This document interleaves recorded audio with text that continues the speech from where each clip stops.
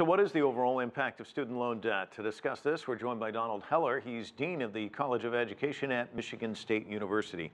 So it's a big problem. We just outlined that. Why is higher education so expensive here in the United States compared to other countries, would you say?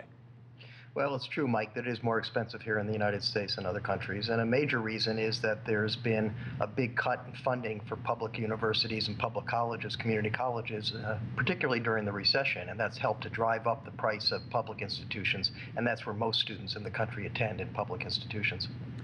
It almost sounds like a perfect storm, what you just described there, because now you have students who are leaving college with this huge debt and they're sitting in their parents' basement trying to find a job, aren't they? Well, that's certainly the stereotype you hear about the student who's graduated with a bachelor's degree and has no choice but to live in their parents' basement. But the thing to remember, Mike, is that students who are getting a degree, credential of some kind, are investing for their lifetime. So even though we are in the midst or coming out of one of the worst recessions in this nation's history, and some of those students may be struggling in getting jobs, they're going to have that credential for the rest of their lives, and they're going to earn a positive return on that. All the data point to that. Kevin pointed out how long it took the President of the United States to pay back his debt. On average, how long does it take students to pay back the student debt? Well, if students are in the traditional federal loan system, it's a 10-year repayment. So they're paying back their loans about 10 years after they've graduated from college. With the federal government's new income-based repayment and pay-as-you-earn plans, students can actually be paying back their loans as many as 20 to 25 years, but their payments are reduced, and that's why they're paying them back over a longer period of time. Is that the best solution, having the government involved? Well, that's the way the system is right now. Whether it's best or not is a different question. But right now, the federal government is the major lender for most student loans. They're the ones who originate the loans, and they're the ones who are responsible for collecting on them. That's the system we have. We did have, in the past, until it was changed about 6 years ago, a system that had the banks doing lending, and there were lots of problems with that as well.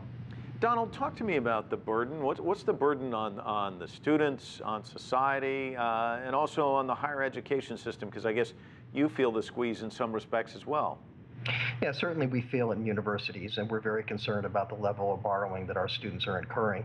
The thing to remember, Mike, is that we're talking about millions of students across the country every year who are borrowing, so it's hard to pinpoint just one story.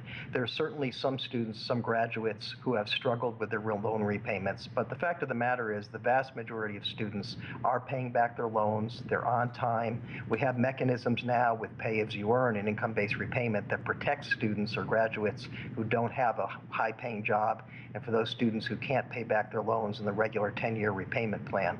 So there are protections for those students, but the thing to remember is that on average, students are paying back their loans and they're able to do it.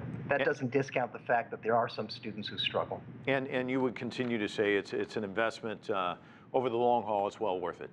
Absolutely. All the data point to the fact that even with the amount of money that students are borrowing, even with what their tuition costs, that the payback on that degree or credential over their lifetime in 40 or 50 years worth of working is still very positive. The thing I say to people when they question whether students can go to college is, if you're not going to go to college and get some kind of credential, you better have a good backup plan.